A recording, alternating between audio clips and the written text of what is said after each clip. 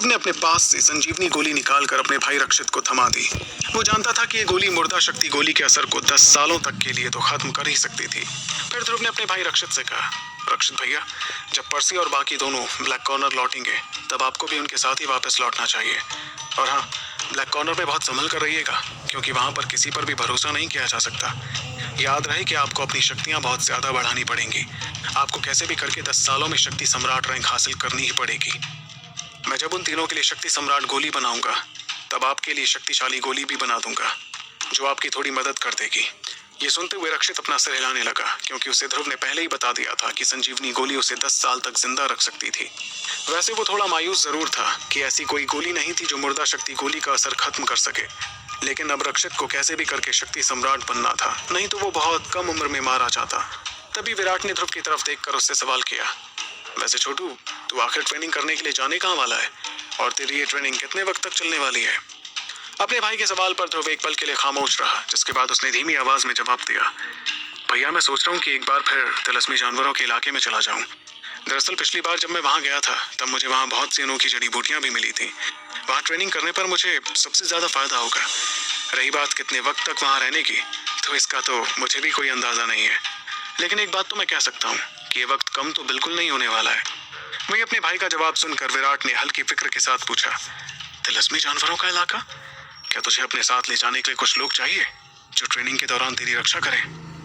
इस पर ध्रुव ने मुस्कुराते हुए कहा, नहीं भैया, उसकी कोई जरूरत नहीं है। मैं अपने साथ करिश्मा को ले जाऊंगा। वैसे जब मैं यहाँ से जाऊंगा तो वुहान गठबंधन की सारी जिम्मेदारियां आपकी ही होंगी। इस दौरान अगर कोई बहुत बड़ी मुश्किल आ जाए तो आप किसी को भेजकर मुझ तक खबर पहुंचा दीजिएगा। इतने में विराट ने अपना सिर हिलाते हुए ध्रुव की पीठ थपथपाते हुए कहा, तू बिल्कुल फिक्र मत कर और आराम से अपनी ट्रेनिंग पूरी कर। फिलहाल शौर्य दल तेरी ताकत पर ही निर्भर है ध्रुव, इसलिए तेरा ताकतवर होना बहुत जरूरी है। वैसे तू जा कब रहा है और सारी तैयारियां हो गई हैं क्या? विराट के इतना पूछने पर ध्रुव ने भरते हुए कहा, मैं तुरंत निकल रहा हूँ भैया। इतना कहकर ध्रुव ने बात को ज्यादा लंबा नहीं खींचा। अपने भाइयों को इस बारे में बताकर वो शौर्य महल में जाकर करिश्मा को अपने साथ ले आया और फिर वो दोनों वहां से जाने लगे। उसके बाद ध्रुव अपने पंख फड़फड़ाकर साम्राज्य से बाहर निकलने ही वाला था कि तभी अचानक करिश्मा ने उसका हाथ खींचते हुए इशारा किया, ध्रुव भाई, वो देखो, हिनीसा दी भी हमारे साथ चल रही है। इस पर ध्रुव काफी हैरान हुआ और उसने तुरंत अपनी नजरें थोड़ी दूर करते हुए देखा कि वहां हिनीसा खड़ी थी। हिनीसा भी इस वक्त उन दोनों को ही देख रही थी, जिसे देखकर ध्रुव ने उससे सवाल किया, हिनीसा, तुम यहाँ क्या कर रही हो? ये सुनते ही हिनीसा ने उसे जवाब दिया, ये सोचने की गलती मत करना कि तुम करिश्मा को अपने साथ कहीं भी ले जा सकते हो। तुम तो बहुत लापरवाह हो, ऐसे में मुझे करिश्मा की बहुत फिक्र है।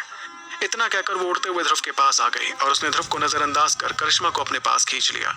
वहीं उसे ऐसा करते देख ध्रुव ने मजबूरी में अपना सिर हिलाते हुए कहा, ठीक है हिनीसा, तुम भी हमारे साथ चल सकते हो। वैसे मैं ट्रेनिंग करने के लिए जा रहा हूँ, कोई मजे करने नहीं। रही बात करिश्मा की, तो मैं इसे अपने साथ इसलिए ले जा रहा हूँ क्योंकि इसे और ताकतवर होने के लिए बहुत सी शक्तियों की जरूरत होगी, और जिस जगह पर मैं जा रहा हूँ वहाँ बहुत सी ऐसी जड़ी बूटियां हैं जो इसे इतनी ताकत दे सकती हैं। इसके बाद ध्रुव अपने पंख फड़फड़ाने लगा और उसने आगे बढ़ते हुए हिनीसा से कहा, तुम करिश्मा को अपने साथ ही ले आओ, मैं यहाँ से निकलता हूँ। फिर ध्रुव तेजी से पंख फड़फड़ाते हुए सीधे तिलस्मी जानवरों के इलाके की ओर जाने लगा।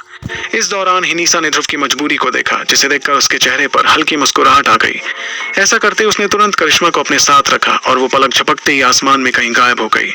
वो भी तिलस्मी जानवरों के इलाके की तरफ ही जाने लगी थी। ध्रुव ने साम्राज्य छोड़ने से पहले पूरे साम्राज्य का एक नक्शा अपने साथ रख लिया था और बाकी रास्तों पर वो अपनी याद से आगे बढ़ते हुए साम्राज्य के उत्तर पश्चिमी इलाके पर जा रहा था। ध्रुव को याद था कि पिछली बार तिलस्मी जानवरों के इलाके में जाने के लिए उसे बहुत वक्त लगा था। देखा जाए तो एक मामूली बग्घी या फिर तिलस्मी पंछी उस जगह पर पहुंचने के लिए कम से कम 5 से 6 दिन तो लगाते ही, लेकिन फिलहाल ध्रुव वो एकलव्य नहीं था जिसे वहां जाने में बड़ी मुश्किल हुई थी। अब वो अपनी मौजूदा ताकत के हिसाब से तिलस्मी जानवरों के इलाके में महज 2 दिनों में पहुंच सकता था। उसके बाद नक्शे में बने रास्तों पर चलते हुए ध्रुव और बाकी दोनों अपना सफर तय करते रहे। फिर दिन भर के सफर के बाद ही वो लोग तिलस्मी जानवरों के इलाके से लगे पहाड़ के पास पहुंच गए। धीरे धीरे वो लोग आसमान से नीचे उतरने लगे और उस पहाड़ को गौर से देखने लगे। ध्रुव को याद आने लगा कि वो इस पहाड़ पर पहले भी आया था। थोड़ा और याद करने पर उसे समझ आ गया कि ये वही जगह थी जहां ध्रुव के पीछे भेड़िया टोली के लोग पड़ गए थे और ध्रुव उनसे दूर भागते हुए तिलस्मी जानवरों के इलाके में चला गया था। उस इलाके में ध्रुव की मुलाकात याना से हुई थी, जिसे ध्रुव ने अपना झूठा नाम बताया था। इसी के साथ यादों के गलियारे में ध्रुव भटकने लगा, जिसके बाद उसने आह भरते हुए बीते वक्त का एहसास किया।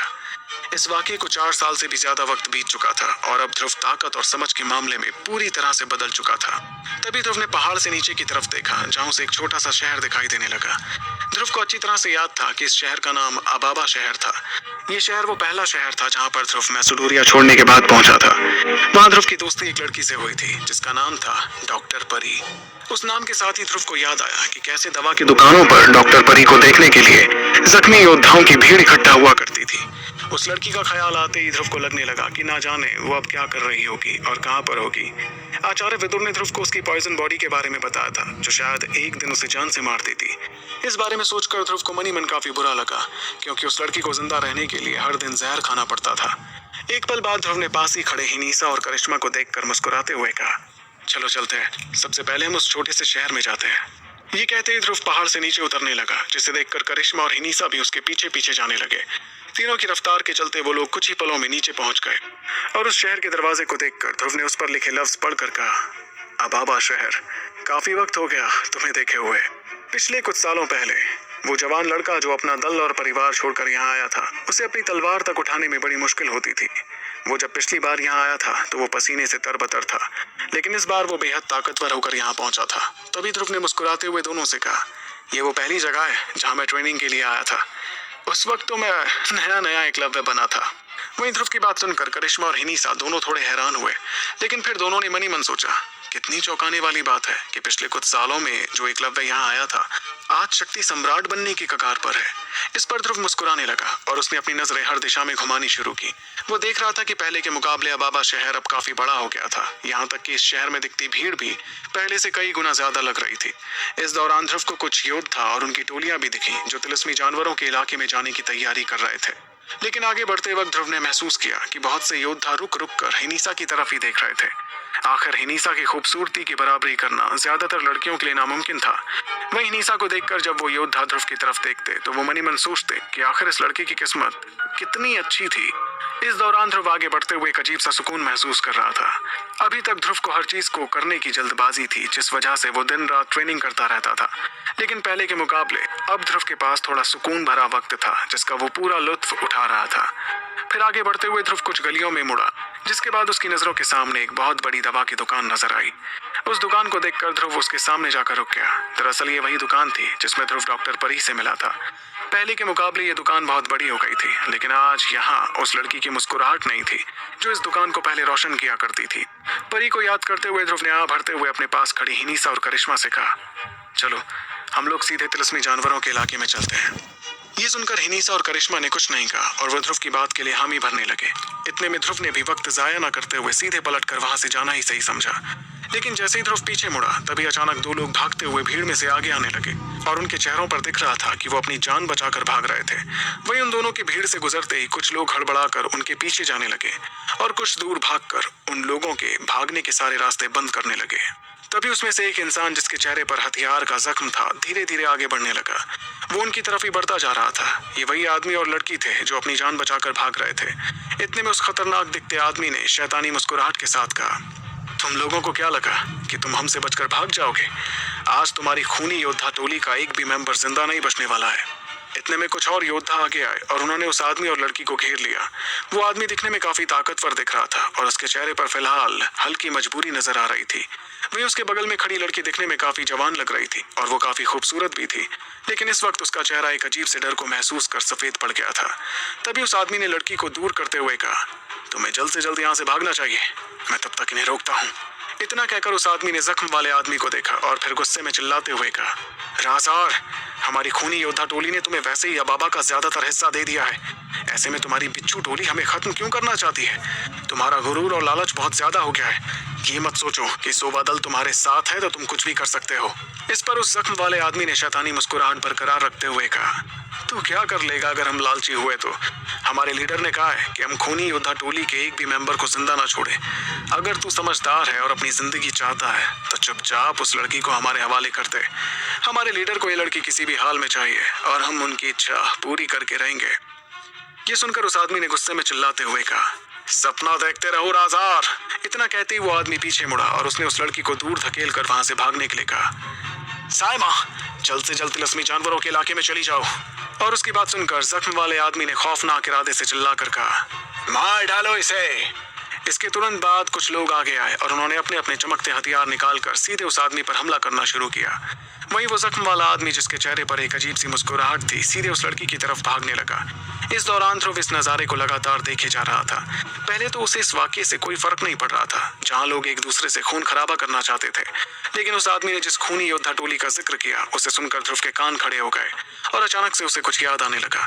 इसके अलावा जब उस आदमी ने लड़की का नाम पुकारा तो ध्रुव को और बहुत कुछ याद आ गया। जिस दौरान ध्रुव सोच में खोया हुआ था, उस वक्त वो जख्मी हालत का आदमी, जो खूनी योद्धा टोली का था, अपने ऊपर होते हमलों को झेल नहीं पाया और हथियार शरीर में जाने पर उसके मुंह से ढेर सारा खून निकलने लगा। इस हमले से अधमरा होकर वो देखने लगा कि कैसे चेहरे पर जख्म वाला खूंखार आदमी इस वक्त उस लड़की की तरफ ही बढ़ रहा था। उसे ऐसा करते देख अधमरे आदमी की आंखों में एक अजीब सी मजबूरी और दर्द नजर आने लगा, क्योंकि वही हुआ जिसका उसे डर था। तभी उस लड़की ने खौफ से भरी आवाज में रोते हुए चिल्लाकर उस आदमी से कहा, कसान, प्लीज मुझे बचाइए। वो लड़की खौफ से भरी नजर आ रही थी और उसे समझ आने लगा कि दुश्मन के हाथों लगने पर उसका क्या हाल होने वाला था। लेकिन उस लड़की की चीख सुनकर ध्रुव भरने लगा, क्योंकि उसे अब अच्छी तरह याद आ गया था कि वो दोनों कौन थे। दरअसल खूनी योद्धा टोली के दोनों मेंबर वही थे जो ध्रुव से एक दफा तिलस्मी जानवरों के इलाके में मिले थे। वैसे तो सड़क पर बहुत से लोग मौजूद थे जो ये नजारा देख रहे थे, लेकिन किसी एक ने भी आगे आने की हिम्मत नहीं की। इससे साफ समझ आ रहा था कि वो लोग चेहरे पर जख्म वाले आदमी से कितना खौफ खाते थे। क्या होगा जब साइमा और कजान को पता चलेगा कि उनके सामने वही लड़का लौट आया जिससे वो बहुत वक्त पहले मिले थे? जानने के लिए सुनते रहिए दी वन एंड ओनली आरजे